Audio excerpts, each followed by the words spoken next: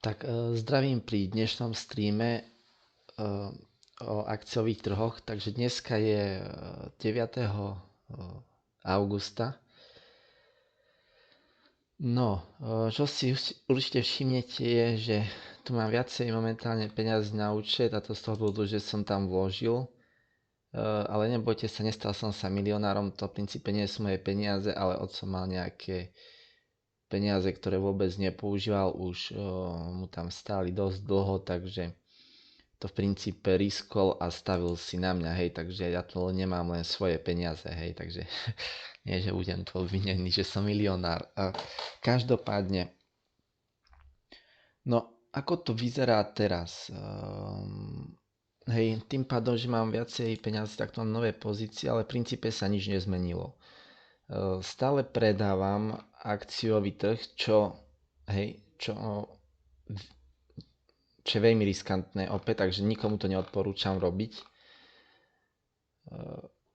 Hej, ale tým pádom, že v tomto, toto je dobré, že tu vám ukážem aj tie veci, ktoré vy by ste vôbec nemali robiť, hej, aby ste vedeli, hej, pretože dôležité, hej, kebyže iba hovorím, že nemáte predávať a ani neviete presne, čo to predávanie znamená, teda short, nie je to presne predávanie, správnejší výraz je short a slovenčina na to výraz ani nemá, pretože je jedno predávanie, hej, keď zatvorím pozíciu napríklad tohto Whale, toto je ináč akcia, o ktorej vám poviem viacej, toto je dobrá kúpa teraz, hej, čiže toto je zatvorenie pozícií, tiež je to predanie, ale potom je tu aj predávanie, že otvorím Whale a dám obchodovať a dám tu na ten short, hej.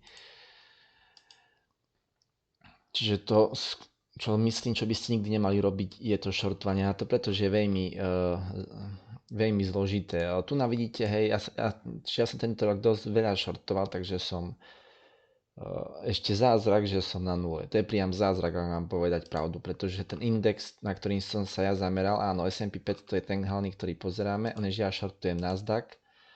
A to som vám už istokrát vravel prečo. To je kvôli tomu, že toto je technologický index a vyššie úrokové sadzby tým najmä technologickým akciám nerobia dobre, pretože tie technologické akcie negenerujú príjmy teraz, ale väčšina z nich iba má predpoklad príjmov v budúcnosti, hej, takže musia si požičiavať a tým pádom, keď sú vyššie úroky, tak je to pre nich veľmi zlé. No, takže ten najdôležitejší index, ktorý pozerá každý, kto je na akciovom trhu, je S&P 500. Opäť, takže tu vidíme, že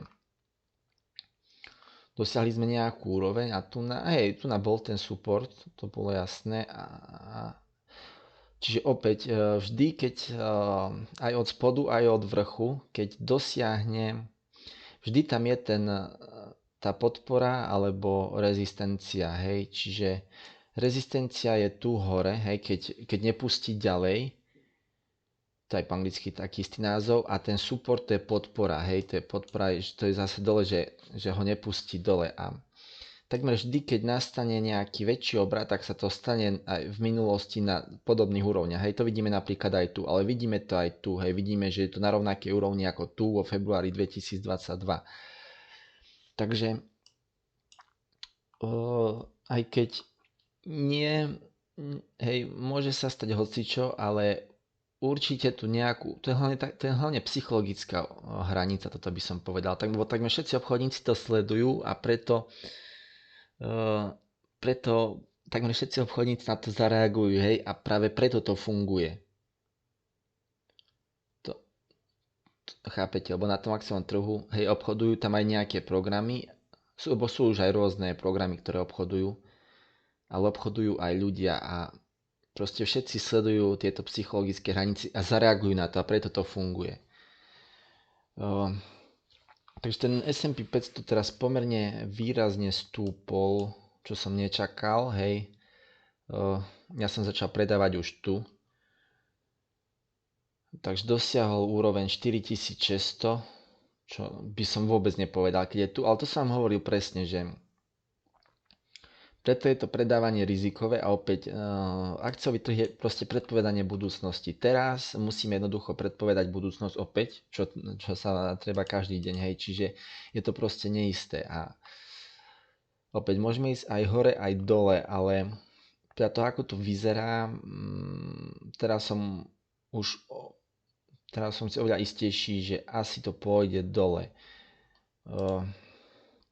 Ale by som sa radšej pozrel znova na ten Nasdaq, lebo aj keď S&P 500 je najdôležitejší index, ale ten Nasdaq ja sledujem najviac, takže ja som začal predávať niekde tu, možno dokonca už tu som začal, potom keď to veľmi vystrelilo, pri tom shortovaní je strašne dôležité, aby ste mali stop loss, teda aby ste, keď už dosiahne nejakú úroveň, aby ste to zatvorili, hej, keď ste sa pomýlili, keď ste zle odhadli budúcnosť, pretože o tom je akciový trh, o odhadnutí budúcnosti.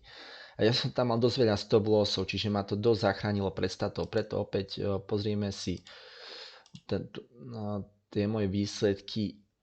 Nie je to až také zlé.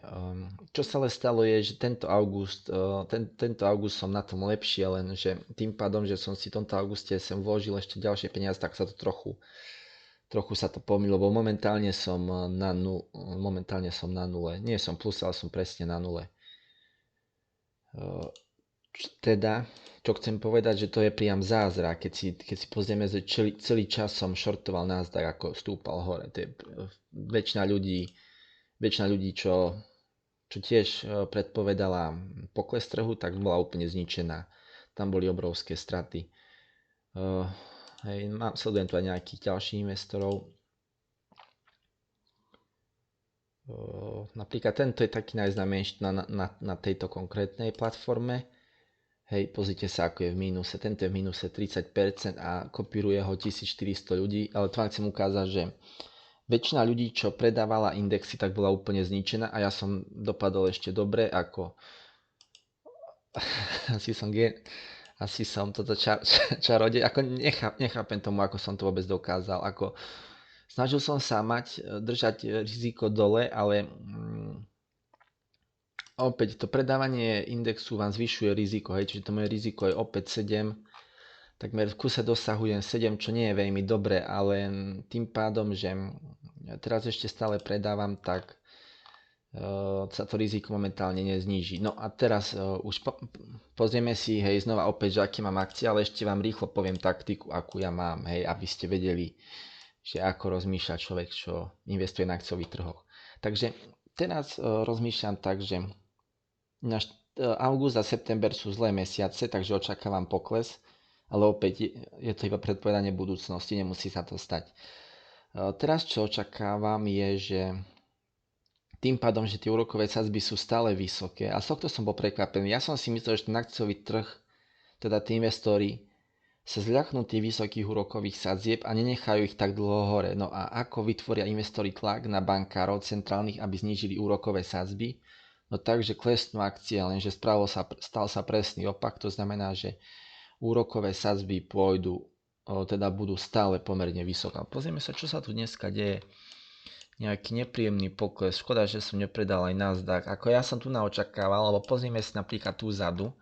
Hej. Nemusí sa to stať, ale toto si vždy rád pozerám, že keď je pokles nejaký, hej, tak nikdy to neklesá iba dole. Tu na to takmer non-stop stúpalo iba hore, čiže toto bol najväčší rast od začiatku roku 2023, takmer najväčší rast za posledných 30 rokov, čiže to je opäť ďalší. Samozrejme, že ja som nezačal shortovať na spodku, ja som začal shortovať niekde tu, ale opäť shortujem najväčší náraz za posledných 30 rokov a ešte som celkom v pohode. To je priam zázrak, hej. Ako musím sa sám pochváliť, lebo nikto ma nepochváli. No ale späť k tomu grafu. Takže keď to pozrieme opäť tu, že ako sa to vyvíjalo, keď začal ten výpredaj, tak takmer vždy sa deje, že klesne na tú úroveň podpory a potom to trochu narastie. Jedna palička je deň, hej, opäť. Najdôležitejšie je dňový graf. Potom, keď si chceme pozrieť nejaké bližšie detaily, ale neodporúčam jednoducho denné obchodovanie, lebo na dennom obchodovaní prerobia všetci. V princípe na akciovom trhu zarobia najmä tí, ktorí investujú dlhšie ako rok a investujú do indexov. Opäť to vám budem hovoriť, keď budem ukazovať konkrétne akcie. No, takže ale späť k tomuto. Hej, takže opäť. Klesne to, trochu to stúpne a tu nás som čakal, že to trochu stúpne.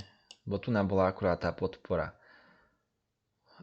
Dokonca aj tu je tá... Teraz opäť sme na podpore. Teraz je to také, no, také otázne, lebo toto predávanie indexov, mohol by som to zatvoriť, aspoň časť, lebo očakávam znova nárast, ale teraz som si neistý. My môžeme ísť teraz, práve že teraz môžeme ísť prúdko dole, lebo tu na dosť veľa ľudí očakávalo, že znova bude niečo takéto, ako som ukázal tam minulý, hej, že trochu viac vyrastieme. Ako môžeme toto nazvať, že tu sa tu ustalo a ideme dole, hej, to zistíme až potom, lebo opäť budúcnosť sa nedá predpovedať. Ale to by potom väčšinou mal byť nejaký taký ostrejšie červený deň, že nejaký väčší prepad. No dneska nie sú žiadne dôležité ekonomické údaje, nikde. Jediné čo bola inflácia v Číne, Čína je už trochu v deflácii, hej, takže tam ceny začínajú pomerne trošku, teda už trošku klesať, ale za tento samotný mesiac bola tá inflácia vyššia, ako sa predpovedalo. To znamená, že teraz čo bude mesačná inflácia predpovedajme v USA, čo najviac zahybe trhom, tak sa očakáva, že bude trochu vyššia ako predpoveď, hej, tým pádom, že aj v Číne bola vyššia a spôsobila to ropa. Ako táto ropa úplne vystrelila a ja som to minul, ale ešte späť k tomu Nasdaqu. Takže tak. Tu mám tento DAX, ktorý som začal predávať a tu som sa sekol, lebo ja to predávam po stovkách, nemal by som to poviac, takže, ale zase teraz ak pôjdeme stromo dole, tak je dobre, že som ho otvoril. No, hej, a dôvod, prečo som otvoril tento DAX je ten, že on oveľa viacej narástol a Nemecko nebude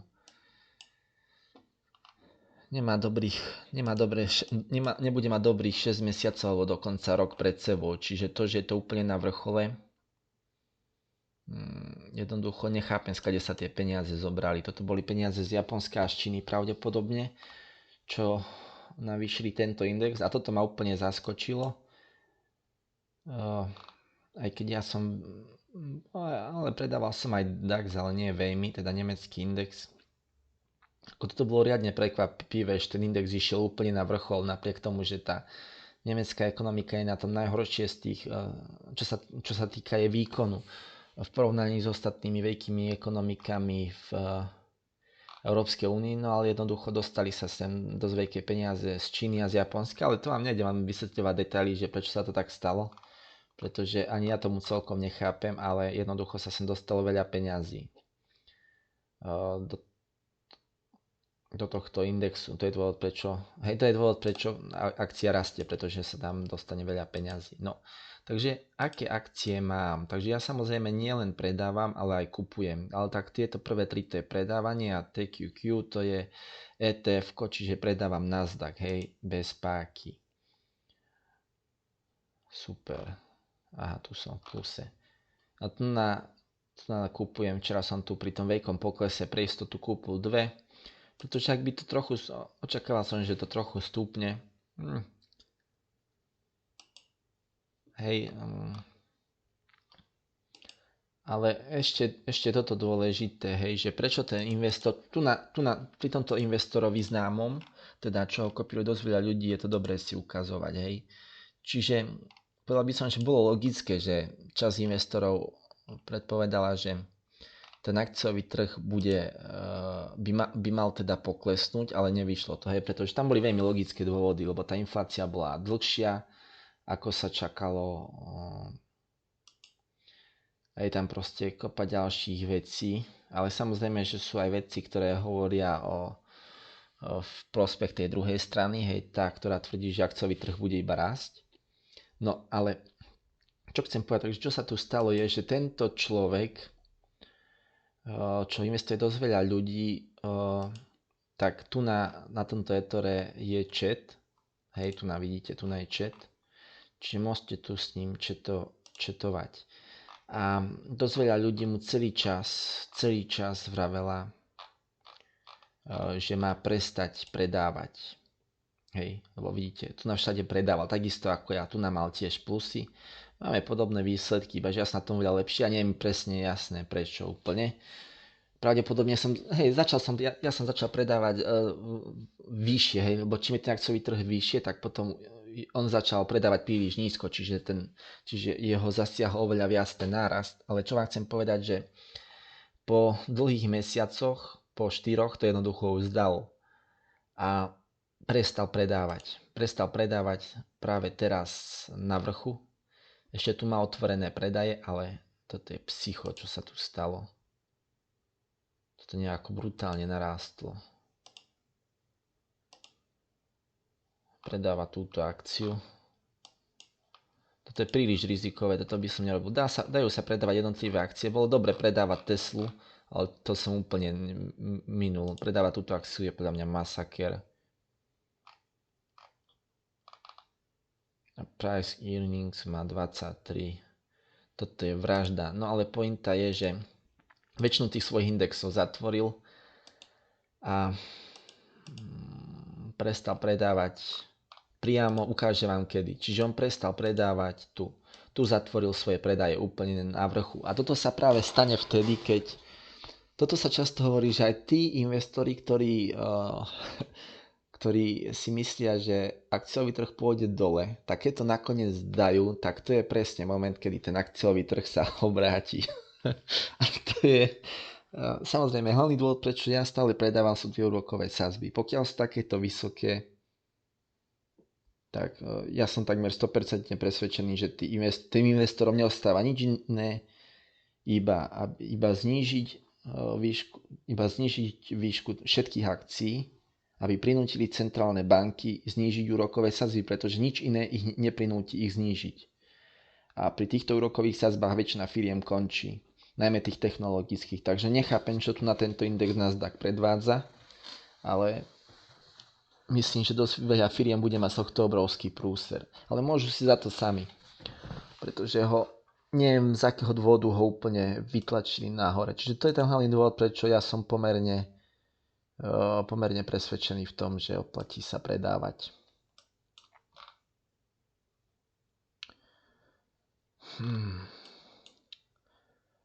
Ak mám povedať pravdu, tak mám z toho chutí zatvoriť ten nemecký index, pretože očakávam, že to pôjde hore ešte trochu. Čo je zajtra? Zajtra je štvrtok, hej. Ja to nemám. A mám to po slovensky, hej. Takže zajtra bude inflácia. V USA, to je pomerne dôležité. Takže očakávam, že zajtra sa bude niečo diať. Dobre, zatvorme to. Nemyslím si, že to pôjde ďalej dole. No je o tom, že ak pôjdeme ďalej dole, tak predávam tento Nasdaq, predávam toto TQQ, predávam túto XPIL a hej, ak to náhodou pôjde hore, tak moja pointa je v tom, že aj keď mi nevadí, že sa to dostane do minusu, lebo znova očakávam pokles, ale ak som trafil presne ten pokles, hej, tak aj keď osobne toto nemám rád, toto tradovanie, toto, čo som teraz spravil, toto je presne ten trading, pretože som to otvoril dneska pri tom stúpaní a zatvoril som to v ten istý deň. Toto je trading, ale nemám to až tak veľmi rád. Ale napríklad zoberete si tento Nasdaq, tento som musel otvoriť dávno, kedy som ho otvoril v júni. No, toto nie je až tak pozde, lebo predtým som mal stop lossy, čiže tie moje predávania boli zatvorené v strate, tak toto som otvoril v júni. Ďalší dôvod, prečo som pomerne v pohode je, že oni momentálne mi vracajú malú časť peňazí, keď predávam. A to je z toho dôvodu, že skoro nikto nepredáva. Hej, keď väčšina investorov kupuje, tak keď kupujete na páku, tak je to jednoducho drahšie. Tu vidíte, že teraz tu obrovský poplatok, je to priam šialené. A preto je lepšie používať tieto ETF-ka. Toto je ETF-ko na rast. Ja ho predávam, hej.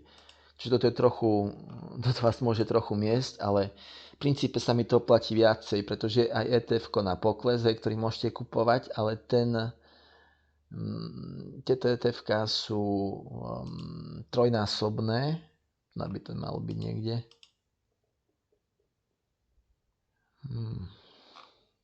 To je TQQ, nie QQQ.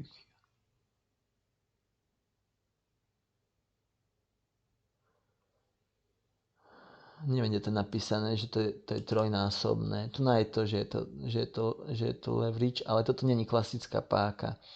Táto páka je pomerne bezpečná, pretože toto môžete,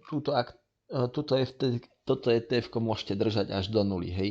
Páka je v tom nebezpečná a špeciálne predávanie, že tam si musíte dať stop loss. To si jednoducho musíte, tam si nemôžete dovoliť robiť čokoľvek iné. Ak si nedáte stop loss, tak vás to úplne zmelie.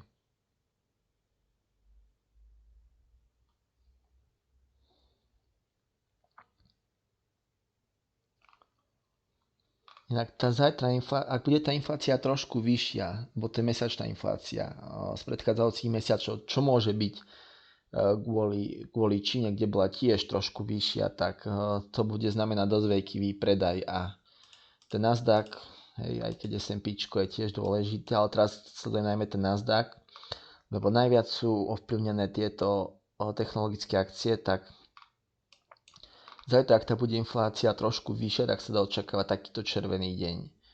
Alebo hej, že to bude dosť prudký pád, čiže potom by sme sa ocitli takmer opäť tu na ďalšej podpore. A tu nás znova očakávam trochu nárast a ja momentálne teraz očakávam, že tak celý trh pôjde dole. Tieto následovné 2 mesiace, no uvidím, hej, uvidíme. Je to opäť iba predpoveď, takže poďme späť k akciám. Hej, takže tu mám toto predávanie, čiže tu je Vail, toto je brazílska firma, ak sa nemýlim.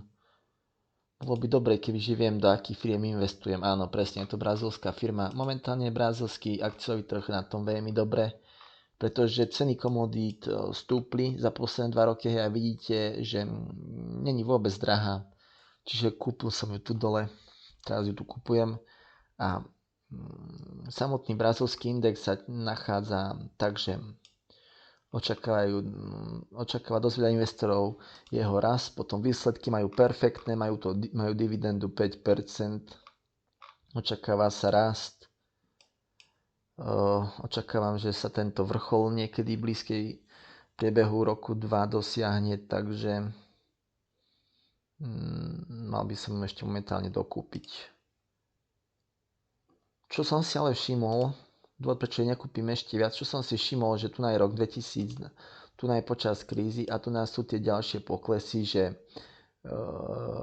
ani len brazílsky akciový trh, ktorý je dosť odlišný od amerického, pretože brazílsky akciový trh je čisto na komoditách závislý a očakáva sa, alebo teraz momentálne je jeden z najhorších pomerov amerických akcií k cenám komodít v histórii. Hej. Čiže čo sa očakáva, že buď tie americké akcie klesnú, alebo komodity stúpnú.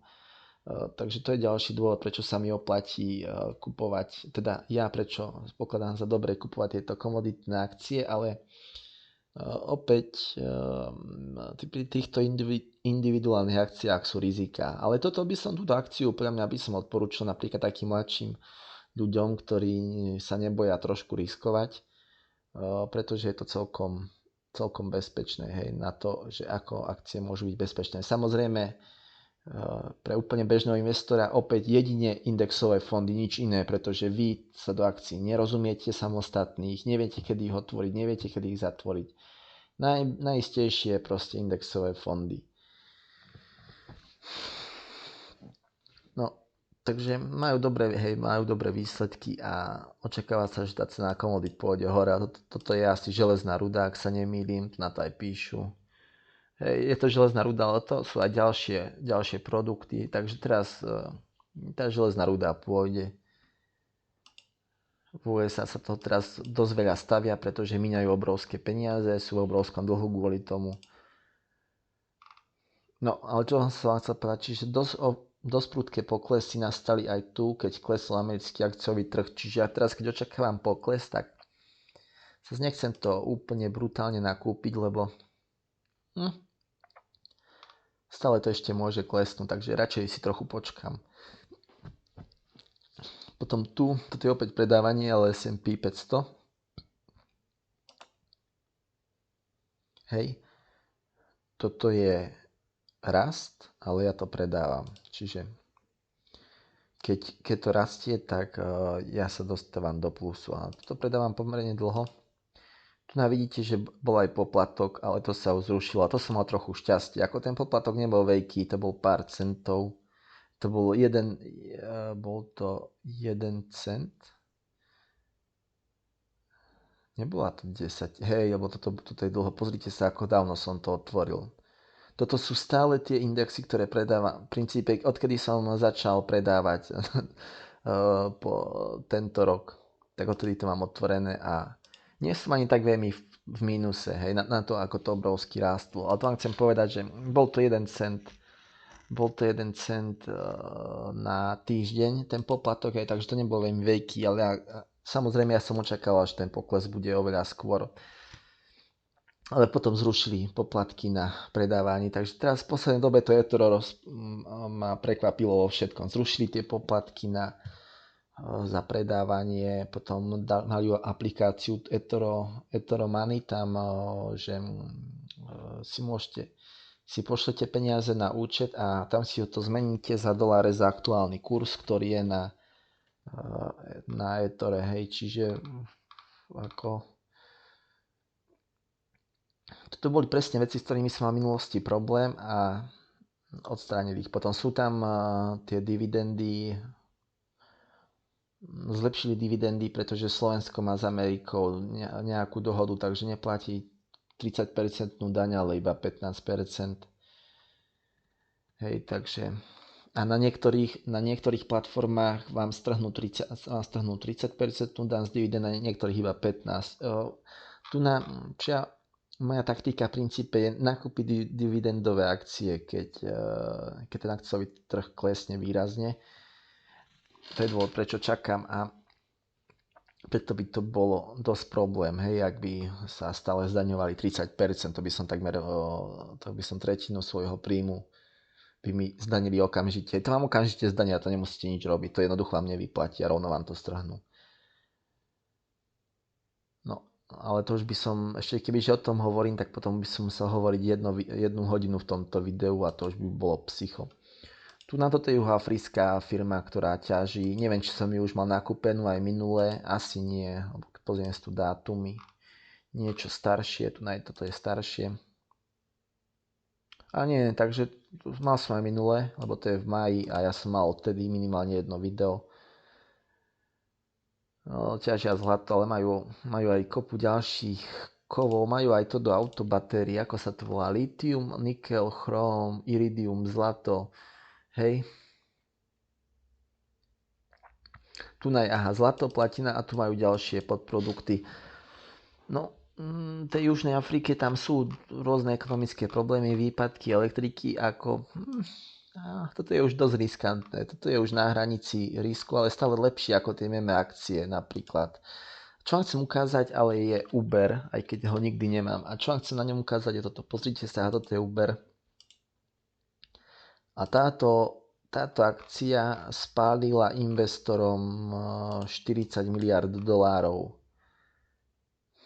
A napriek tomu je pomerne vysoko. Poďme si pozrieť, toto bude ako, majú tu nejaký maximum? Nemajú tu iba od roku 2019, ale táto akcia je tu veľmi dlho na akciovom trhu, minimálne 6 rokov. Čiže toto je cena, hej, teraz opäť stúpala. To je opäť, to som absolútne nechápal, tento nárast tieto mesiace. Jednoducho nedokážem to ani teraz pochopiť tú logiku. Ale čo vám chcem ukázať, toto sú jeho výsledky. Tento rok v strate 9 miliárd, minulý rok v strate 500 miliónov dolárov, 2020 v strate 7 miliárd dolárov, 2019 8 miliárd dolárov a takto dozadu každý rok strata neviem koľko miliárd dolárov. Toto je priam vtipné, ako prečo toto nie je na nule, jednoducho tomu nechápem niekedy tomu akciovému trhu, ale tu je dosť veľa akcií, napríklad toto sa volá asi Space. To je ten Branson Space. Prečo sa to nevolá Space? Ten Virgin Galactic. Pozrite sa, je to Space, ale je to SPCE a nie Space, ako sa to píše. Ale asi sa to píše trochu inak. No, ale proste, toto je ten miliardár, čo chce robiť na tom svojom maličkom raketopláne, čo zhadzujú z lietadla, hej, a potom letí trošku do vesmíru. Tu nás si pozrieme jeho tiež ročné hospodárske výsledky.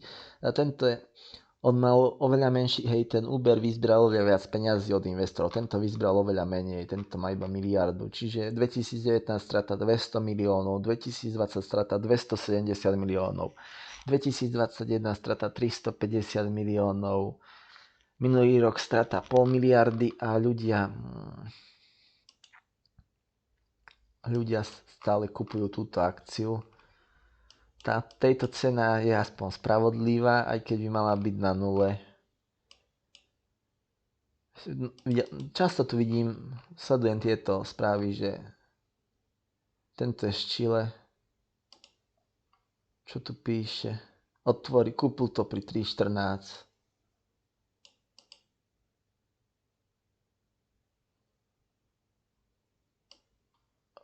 Môj bože, toto je psycho. Aj keď teraz to možno trochu porastie, ale to fakt chce riskovať. Tento príliš riskoval. Aký mal risk, že sa tak dostal na stratu? A nie vedie v pohode. Je v pohode, len tu na tieto straty sa mu logicky nepáčili. Každopádne, opäť tým pádom, že akcie treba kupovať na spodku, tak áno, ak si myslíte, že táto akcia je dobrá, tak ju treba nakúpiť tu dole. Ale ja si osobne myslím, že to je otázka pár mesiacov a ohlasia bankrot. Teraz síce budú mať nejaký let, ale opäť im ani len nezaplatia. Veď títo ľudia všetci sa z nich smiali, že ani len nevyleteli do vesmíru. Bolo to aj v televízii. Proste absolútny podvod na investoroch. Nič iné k tomu nemám čo povedať. Dobre, potom tu máme tento tabak. Tento som očakával, že sa bude držať lepšie. V princípe tomuto tabaku, tejto akcii sa darí, keď je dolár v pluse. No, mal by som nakupovať. Ja tomu nechápem, ako financie má dobré, takže prečo, toto sú ročné príjmy, pozrite sa, sú úplne v pohode, v kuse platia rovnakú dividendu, majú peniaze pravdepodobne na ďalších 10 rokov, aby platili túto dividendu a prečo sú na minimách takmer. Tu vidíme, že v čase krízy boli iba nižšie. No nič, toto idem dokúpiť, aj tak mám veľa. Toto by som mohol kúpiť. Až toto je jedna z malých akcií, ktorú očakávam, že bude rásť, pretože teraz v blízkej budúcnosti, aj keď kupujem zlato, to znamená, že očakávam, že dolár padne, tak stále je tam dosť vysoká šanca, že ten dolár z krátkodobého hľadiska práve že stúpne. Tam sú to je podobné, ako sa stalo teraz, že mali sme klesnúť, dosť veľa ľudí očakávalo pokles na akciovom trhu, ale ten trh tomu spravil napriek týchto pár mesiacov. A podobné niečo sa očakáva teraz dolárom. Všetci očakávajú, že ten dolár klesne, ale je dosť možné, že pár mesiacov spraví napriek a práve, že prudko stúpne a to bude všetkých tých ľudí, čo predpokladali, že klesne, hrozne bolieť. Podobné ako to bolo všetkých, čo predávali akcie túto jar a leto. Nakupujem po 10, pretože chcem mať možnosť zatvoriť tie pozície postupne. Nie som si istý, či tu mám možnosť čas zatvoriť. Možno to tu je, kde to mám. Aké je to percento môjho portfólia? Tu je to investovaných. Je to 5% iba. Čiže toto, ale ja to nechcem mať na 20%. Toto by som chcel mať iba na 10% týchto tabakových. Takže už tu nejdem teraz kupovať. Ďalší kúpim, ak to ešte viacej poklesne. Jasné. Úplne som stratil, čo som chcel povedať. Jednoducho som na to úplne zabudol. No, ale každopádne pointa je, že toto musí ísť hore, pretože je to finančne úplne v poriadku. Toto je dobré na etore, že tu na vám povie, čo sa deje. Tento tu niečo hovorí o dividende, ale nič konkrétne o tejto akcii. Tu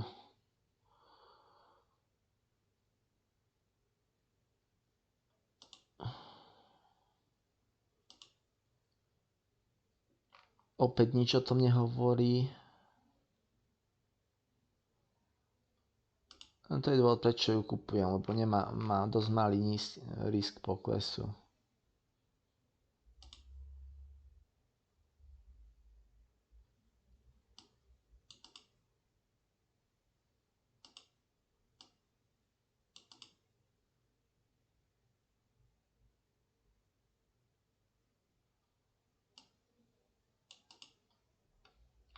Aha, tak tu napíšu, čo sa deje. V princípe majú dosť veľký dlh, majú cigarety klasické a menšie percento tých nových cigariet, tých vape, či ako sa to volá, a aký majú dlh. A ten dlh nie je až taký hrozný, ale toto price earnings majú iba 7. Ako ja neviem. Podľa mňa sa kľudne môžu vrátiť naspäť na vrchol, na tento. Bez problémov, nevidím dôvod, prečo nie. No, uvidíme. Čo to je ten tabak, potom tu je švajčiarska firma, ale ktorá ťaží v Ukrajine. Je to v Poltave, čiže to nie je región, ktorý v blízkej budúcnosti hrozí okupáciou, aj keď je to pomerne blízko. Pretože ak by Rusko znova začalo okupovať ďalšie územia, tak to už to by bolo už pre nich dosť, nemôžu už ani len hroziť tieto ďalšie, ako budú ich pravdepodobne hroziť, ale tým pádom by sa ešte viac zvýšila podpora Ukrajiny, ak by chceli zadať ešte ďalšie územia, takže tu nás si myslím, že buď ten konflikt bude zamrznutý, ale nedávam Rusku nejaké veľké šance na postup vôbec v tomto konflikte, pretože najväčšiu šancu mali na začiatku a to bola totálna blamáž, takže tu im zisky klesli, nie je to až také hrozné, ale ešte by mohli klesnúť aj viacej. Preto koľko percent tohto mám? Toto by som dal 10%. Ukrajina nemôže prehrať úplne. Poltavu by Rusko kontrolovalo iba vtedy, ak by Ukrajina úplne prehrala, a to si na to nemôže dovoliť ani Európa, ani...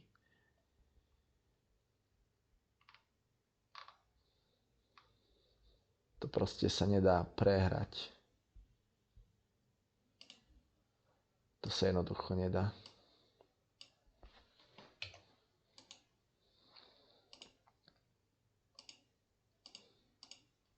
A nakoniec aj tak sa musí Rusko dohodnúť, aby na neho boli zrušené sankcie. Dám to na 5%. Nakoniec sa aj tak musí Rusko dohodnúť, aby na neho boli zrušené sankcie, pretože teraz je iba v takom blbom režime, ktorý jednoducho dlho nemôže fungovať. Takže Poltava sa určite nestane súčasťou Ruska. Ako teoreticky tam je možné, že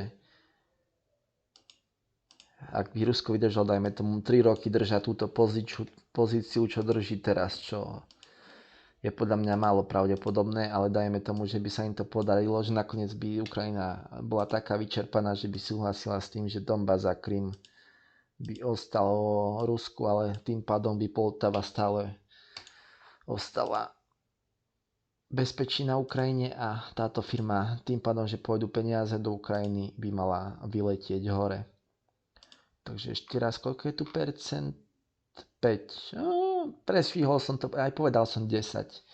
Očakávam ešte, že to trochu klesne. Takže kúpim ešte dvakrát. No a ešte čo som chcel pozrieť, že musím to dávať po 10. To je...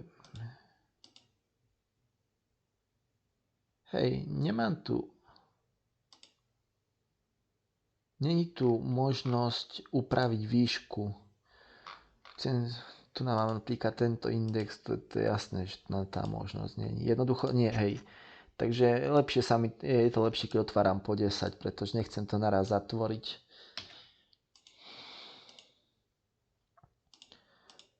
Tam. Tieto majú celkom dobré výsledky. Na to, že nevedia to nič dávať loďami, hej, a výpadky elektriny non-stop sú, tak majú dobré výsledky. Stále sú v pluse, to je priam šialené. Prečo nie sú v mínuse? To je staré.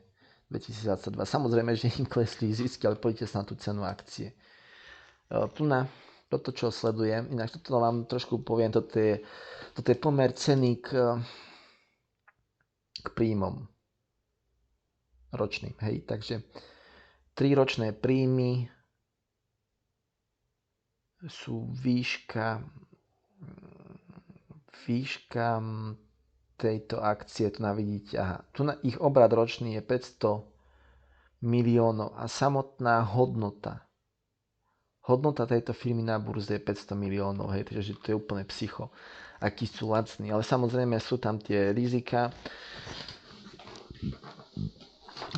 a proste funguje to tam dobre, tam je dosť bohaté ložisko, takže vidíte, že tá cena bola pomerne vysoko. Ak Ukrajina ukončí, ak to ostane Ukrajine, tak sa to priebehu pár rokov vráti naspäť na túto úroveň.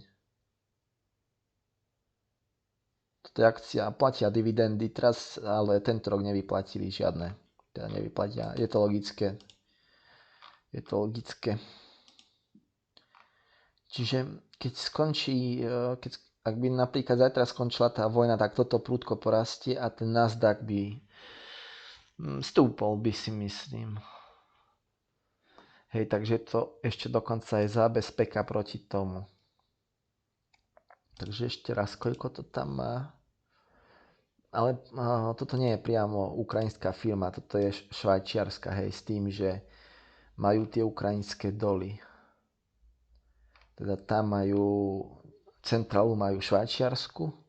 Je to tu vôbec napísané? Tu vidíte, že operujú doly v Poltave.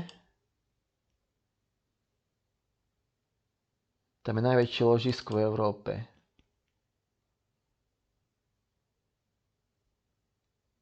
Toto v princípe ide k nám na Slovensko, čiže kupujem rudu, ktorá sa exportuje k nám. Kupujem akcie firmy, ktorá exportuje rudu k nám.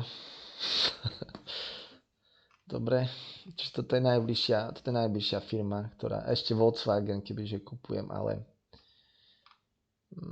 tam je to také, ten Volkswagen, môžeme si pozrieť tú firmu, hej, pretože nie je to najväčší zamestnávateľ na Slovensku. Prečo je to s dvojitým Včkom Volkswagen?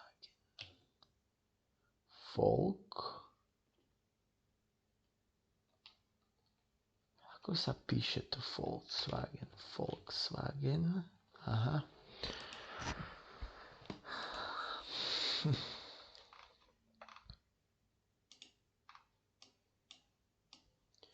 Takmer na spodku je, no ale počkať, toto nie je také zlé. Toto nie je vôbec také zlé, nerozumiem tomu, ale Volkswagen nekončí.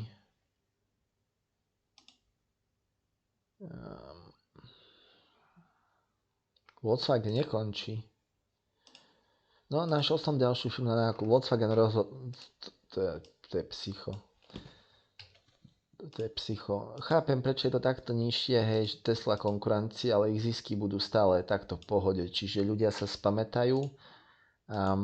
Hej, tam ide o to, keď kupujete indexy, tak toto vôbec vás nemusí zaujímať, hej, čiže vy máte relax, kupujete si svoj index. Minule som hovoril, že India je dobrý, hej, a ten pekne narastol. Takže teraz logicky by som už nekupoval Indiu, teda ja osobne. Ináč tú Indiu aj teraz, keď kúpiť, tak o 2-3 roky bude vyššia. Keď potom to poklese, čo sa očakáva tento alebo budúci rok, tak akciový trh bude ďalej rásť, pretože Stále je jednoducho viacej a viacej peňazí vytlačených. Stále sa jednoducho dostáva do ekonomiky viac a viac peňazí, takmer každý rok, hej, čiže každý pokles je iba dočasný. No, takže k tomu Volkswagenu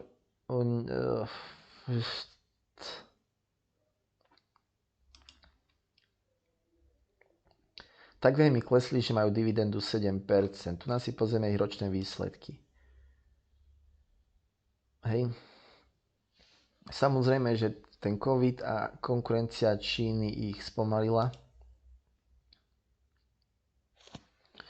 Už majú výsledok aj za tento pôrok, teda za druhý pôrok, ktorý končil júnom. A je to úplne v pohode. To znamená, že ak ešte viacej klesnú, tak ich znova kúpim.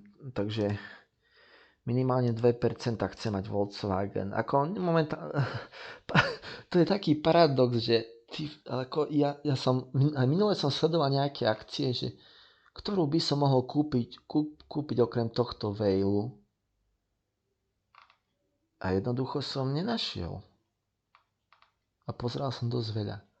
A teraz čistého, úplne z jasného neba, kde je ten Volkswagen? Kde? Teraz mám nejaký... potrebujem si vymeniť okuliare, alebo čo je môj problém? Nechápem. Veď som ho kupoval. Tu musí byť. Je tu. Dobre, dáme ho na 2% minimálne. Dáme ho na 3%. Chcem mať 3% svojho. No minimálne. Ja tomu nechápem. Prečo je taký lacný? No, bankrotovať určite nebankrotuje. A ešte si poďme pozrieť ten dlh predtým, než ho začne kupovať ako divá sviňa. Majú dosť veľký dlh. Čiže toto je také...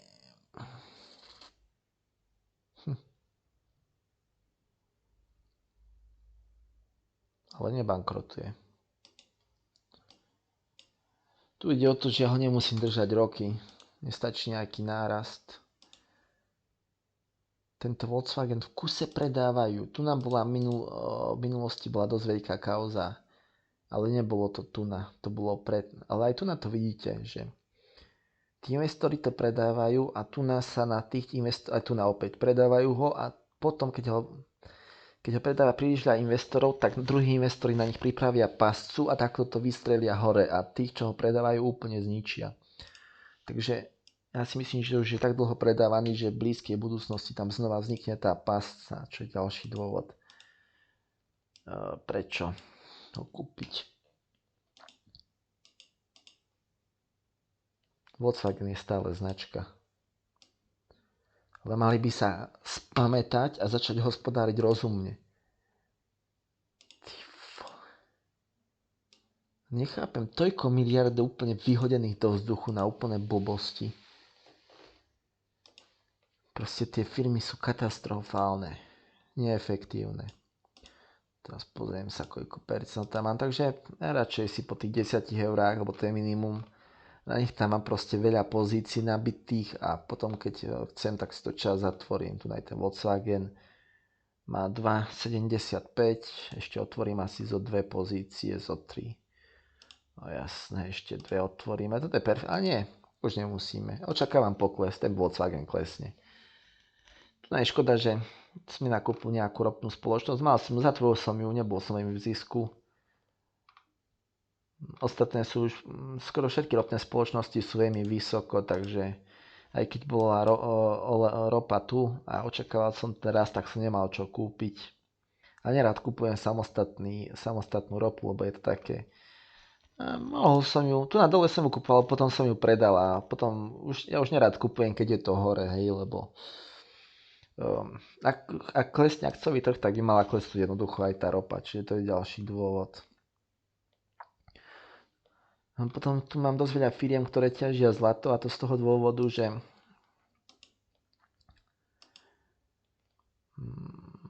keď nie je inflácia pod kontrolou, tak centrálne banky kupujú zlato, ľudia kupujú zlato, ale tým pádom proste celkovo cena komodít, ako som povedal, je pomerne nízka k cenám akcií, hej, čiže celkovo tej komodity, keď pôjdu hore, no a zlato je tiež komodita, tiež sa používa na dosť veľa vecí a všetci tie firmy väčšinou, čo ťažia zlato, ťažia aj striebro, ale vidíte to pritom aj pri tej juhoafrickej, že ťažia aj ďalšie veci.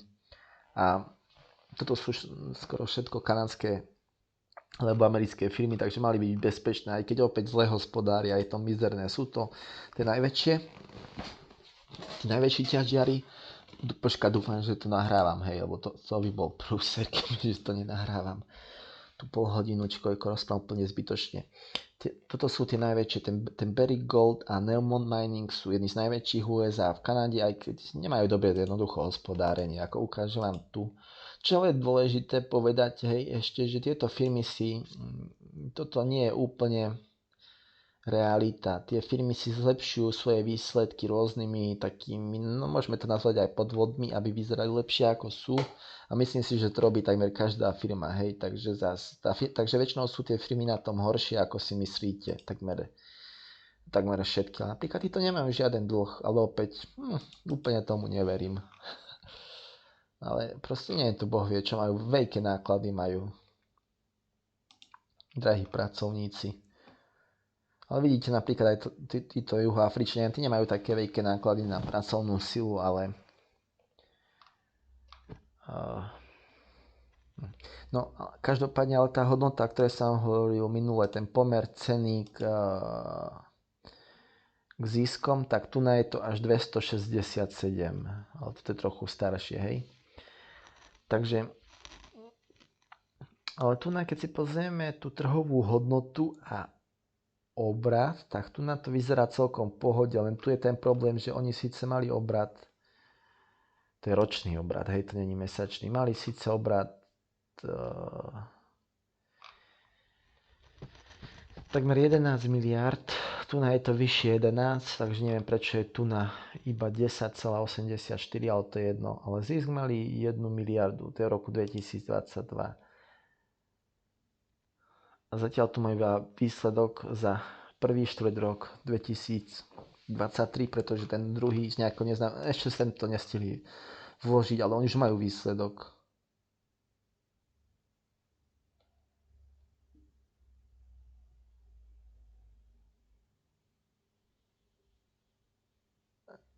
A toto nechápem. Toto znamená, že niekto kúpil časť z Barrick Goldu, alebo Barrick Gold kúpil niečo od Saúdskej Arábii.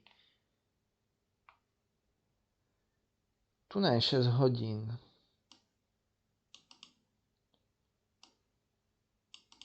Takže revenue, to znamená, že revenue ani neviem dobre preložiť, ale je to proste revenue by nemal byť zisk, ale revenue je asi už priamo zisk. Čiže zisk mali z minulého roku o 1% pokles, čiže čo je úplne v pohode. Toto je ich zisk na jednu akciu je momentálne 0,19 $. Neviem, koľko miliónov akcií majú. Produkcia je v pohode. Dividenda mizerná, ale tam sa proste nemajú dobrý zisk. A takže je to v pohode. No a výhoda týchto akcií je opäť, ak očakávam narast ceny zlata, tak ak by som kúpil priamo zlato, tak vám povedať pravdu, tak neočakávam, počkajte, tu to mám rovno v komoditách, tak jednoducho neočakávam, že to zlato nejako brutálne vystrelí. Teraz pozrite sa, kde je. Drží sa tu už 2 roky. Od roku 2021 rovnakom úrovni. Hej, teraz očakávam, ak mám povedať pravdu, očakávam, že komodity pôjdu hore, ale ak akciový klesne, tak dočasne klesnú aj ceny komodít a najmä zlata, pretože zlato kupuje aj dosť veľa investorov a keď klesne akciový trh, tak oni predajú zlato, aby mali peniaze, hej, pretože to zlato klesá najmenej, hej, takže v princípe to je zmysel toho, prečo dosť veľa investorov nakupuje zlato, aj dôvod, prečo to zlato tiež poklesne. Ale to vám chcem povedať, že ak teraz napríklad stúpne na úroveň 2100, čo by bolo pomerne prekvapivé v blízkej budúcnosti, tak cena týchto ťažiarenských akcií stúpne o 30%, pritom to zlato nestúplo ani o 10%. Čiže to je ten dôvod, prečo ich kupujem. Pretože majú veľký predpoklad veľkého rastu a už veľmi nemá kde klesnúť táto firma, aj keď ešte môže. Môže a sem klesnúť, dokonca ešte nižšie, ale už je to. Ona klesla dokonca sem a ja som spal, ale to bolo v novembri. Je zbytočné zamýšľať sa nad minulosťou. Potom tu nás sú títo Číňania, ale Čína momentálne neodporúčam, aj keď do čínskych akcií som investoval, ale nebol to dobrý nápad momentálne. Čína sa dá nakúpiť, ale musí ešte viacej klesnúť, keď budú lacnejší, pretože momentálne jednoducho to ešte nevyzerá pre nich. Ešte stále sú pomerne drahí.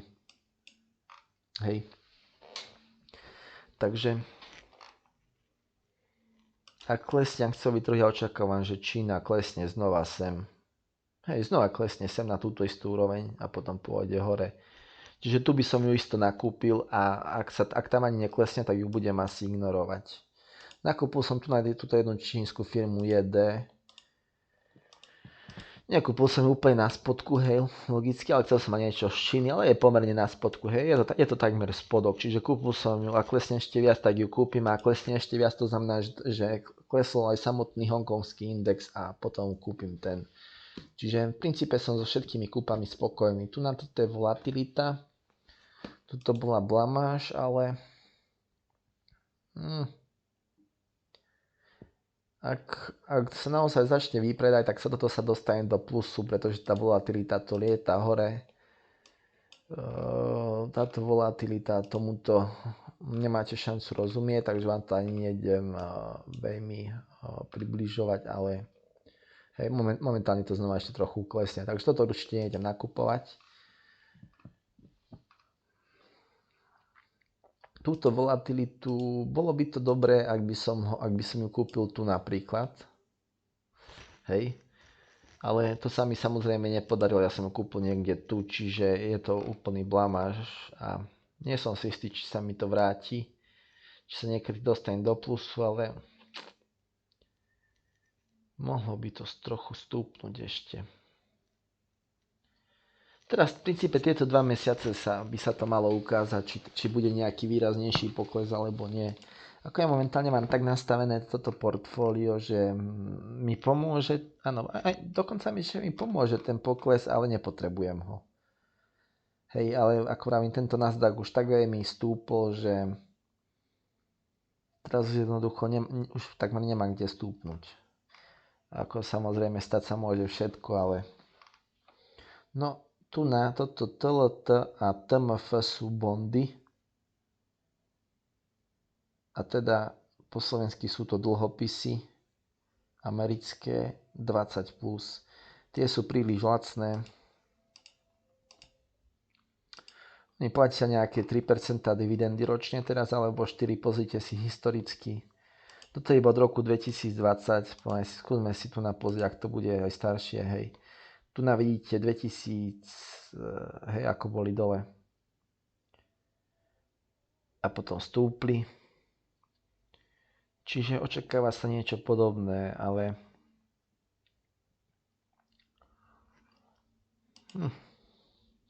očakáva sa niečo podobné. To by som mal držať dlhodobo. Tu je najväčšie riziko, ak zbankrotujú USA, ale čo? Oni vôbec nemusia, stačí, že znížia úrokové sadzby a tým pádom aj takmer nekonečný dlh sa dá splácať, hej, keď neplatíte úroky. Ako v princípe štáty dokážu splatiť každý dlh, pretože vždy môžu si vytlačiť nekonečné množstvo peňazí, hej, takže majú miliardu dlhu, vytlačia si, dajme tomu 10 miliárd. Potom o 10 rokov z tej miliardy narastie obrovský dlh, budú mať 10 miliard dlhu, tak si potom kľudne, oni môžu si natlačiť 500 miliard a to sú, väčšina peňazí je iba na monitoroch, hej, takže môžu nahodiť čísla, keď chcú tam. Jediný problém je ten, hej, že inflácia z toho tlačenia peňazí je. Takže to je to jediné, čo ich drží na nejakej úzde tie štáty. Hej, ale v princípe tie štáty nemajú dôvod zbankrotovať. Problém, vysvetlím aj, prečo bankrotujú štáty ako napríklad Argentína. Pretože oni si požičajú dlh v dolároch, hej, a Argentína, ona nevie platiť doláre. Toto je ten problém. Hej, že keď si štát požičia dlh v peniazoch, ktoré nedokáže vytlačiť, hej, takže USA si požičiavajú v dolároch a tie si aj sami tlačia. Čiže oni by nemali nikdy zbankrotovať. Čína si väčšinou, ale Čína má aj dlh v USA, ale väčšinou má svoj vlastný dlh, takže opäť nemala by zbankrotovať, hej. Ale taká krajina ako napríklad Argentína, ktorá má väčšinu svojich dlhov v USA, taká má problém. A toto je jeden z dôvodov, že dosť veľa krajín má dlh v dolároch, tak keď tieto úrokové sadzby teraz išli hore, že môže byť dopyt po tých dolároch trochu väčší a mali by posilniť. Toto je jeden z tých dôvodov, prečo to očakávam a prečo kupujem ten tabak.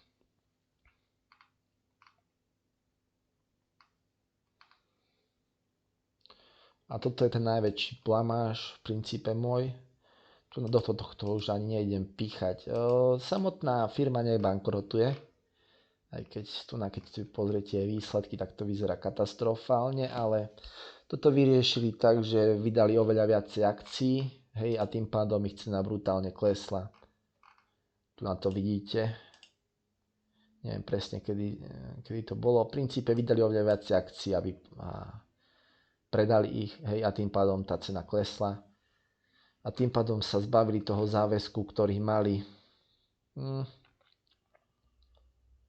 Ja som začal nakupovať asi niekde tu. Nie je to až tak vysoko, alebo možno som niekde tu, alebo niekde tu som začal, čiže nebolo to až taká katastrofa, ale keď si pozrieme analýzy, tak samozrejme, že investori ich neznášajú, pretože dosť veľa ľudí to kupovalo tu hore, čiže sú minus 90%.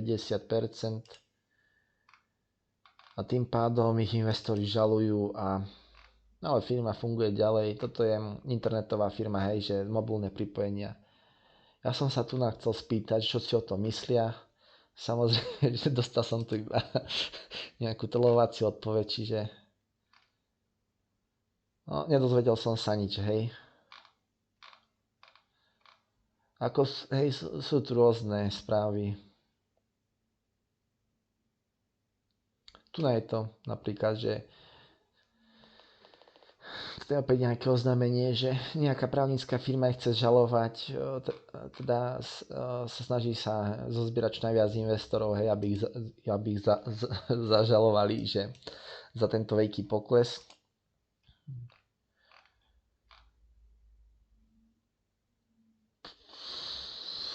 Tu je 3 akcie, ktoré treba predať predtým, než úplne zbankrotujú. Ale táto firma nebankrotuje.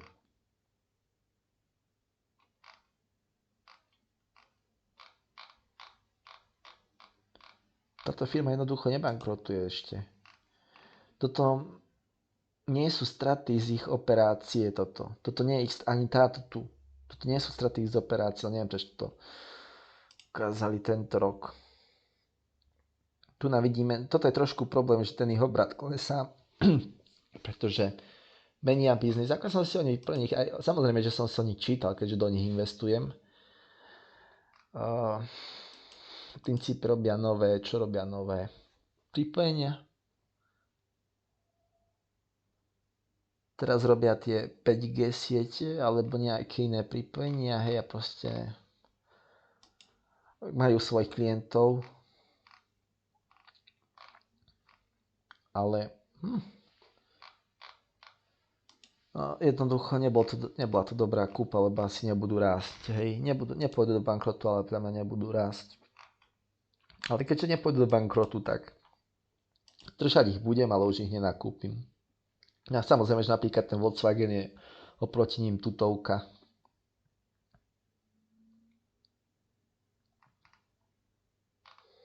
Ako nič, len ten Volkswagen je taký lacný, tak mám ho nakúpený tak málo, ten Volkswagen je v pohode. Ale zase má ten dlh. Tento Volkswagen má ten dlh a to sa mi nepáči. Ale to je takmer jedno, lebo aj tak ide o to, Zbankrotuje nasledujúce 3 roky? Nie. Takže v princípe ma to nemusí zaujímať, pretože ja to plánujem zatvoriť. Túto akciu plánujem zatvoriť do roka, do dvoch. Tam bude ten útok proti tým predajcom, som si takmer istý. No, toto je veľmi otázne, ale môže sa to ľahko stať. Takže čo tu máme ďalej? Ešte tu máme jedného nezbedníka. Čiže to sú tie dlhopisy, toto je pšenica, tá pôjde hore. Hej, Rusi, Ukrajinci pália po sebe, ničia si sklady. A sú jedni z najväčších producentov. Zemný plyn. Zle som ho nakúpil, keď bol príliš vysoko. Kúpoval som ho, keď som si myslel, že bol pomerne nízko. Takže niečo som na ňom zarobil, ale dosť mizerne, hej. To neplatí žiadne dividendy logicky, čiže to iba chcete kúpiť lacno a predať draho. Nepodarilo sa mi to lacno kúpiť. Táto akcia je lacná. Je to mexická, ale čo ťažia striebla a ďalšie nerasty, ale je to slabé, jednoducho nerozumiem prečo. A toto je ten druhý nešťastník. Tento trust medicínsky. Potom toto dole, tieto červené, toto sú čo sa deje s ich akciami, hej, čiže tuna je výška koľko?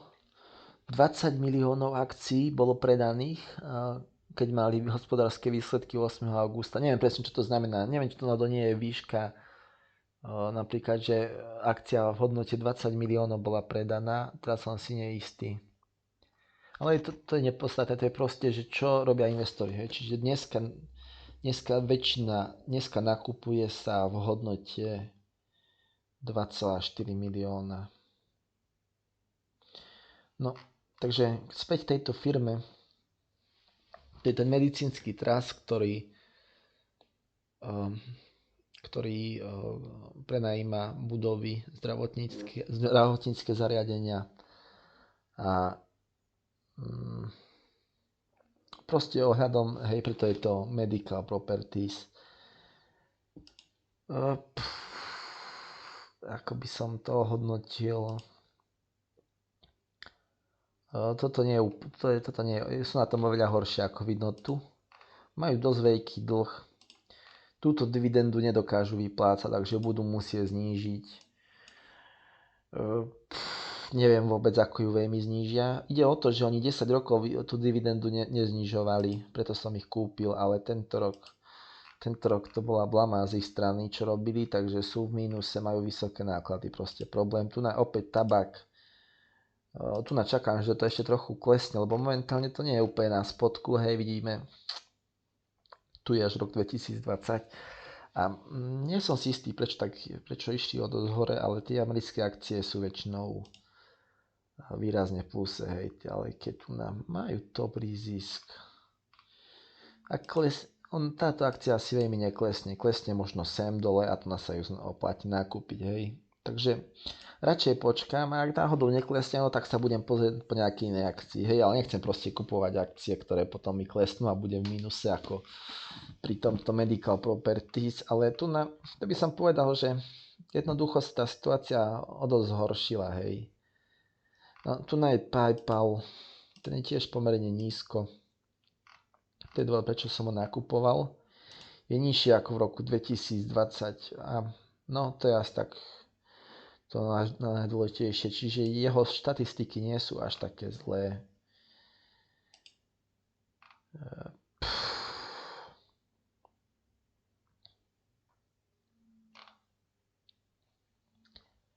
Ide o to, že investori už nevidia budúcnosť tejto firme. Aj keď to je niečo podobné ako Western Union s peniazmi, neviem, či tú firmu poznáte. Ak ju poznáte, tak viete, o čom hovorím, a ak nie, tak nemá vám to veľmi zmysel vysvetľovať. Proste Western Union, tam si posielate peniaze a môžete si rovno vybrať. PayPal to je asi čisto iba online, čo tá Western Union má aj pobočky. A čiže je to taký biznis, ktorý niečo ako telefónne budky, napríklad v 90. rokoch, hej, že asi tu o 20 rokov tento biznis nebude, lebo budú lepšie modely, ale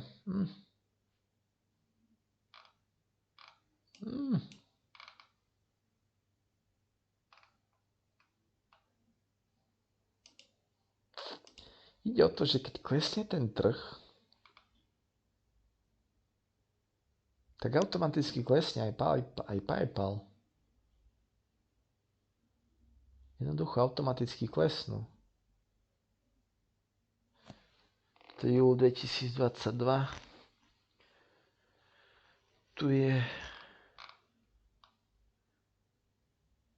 Tu je máj 2023. Toto bol pekný rast. Teraz ja osobne očakávam ešte väčší pokles. Dneska som toto predával, ale teraz keď som si pozrel ich výsledky, tak vôbec nie sú na tom tak zle. V princípe ja nakupujem tie akcie, ktoré ak klesnú ešte viac, tak ich opäť plánujem nakúpiť. Hej? Čiže to je základné kritérium. No a potom už proste toto video zabera dosť veľa času, takže opäť investori, ktorí sa nevyznajú do akciového trhu, iba indexové fondy, pretože väčšina investorov v obchodovaní s akciami prerobí, hej. To vám hovorím v kuse, nikdy nešortujte. Dneska je to pekný výplach, ako sledujem.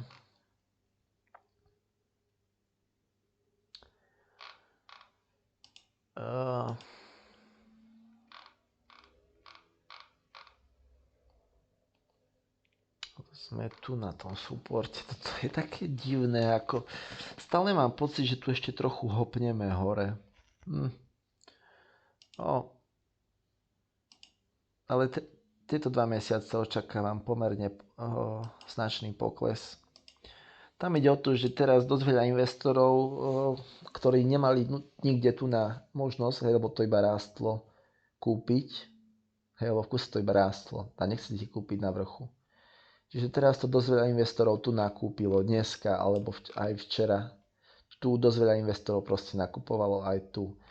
A to je práve, že ideálny prípad na to, aby to proste pustili dole a tých investorov úplne vypláchli, pretože tak funguje akciový trh, takže ten výplach sa dá očakávať. Momentálne sme presne na hranici.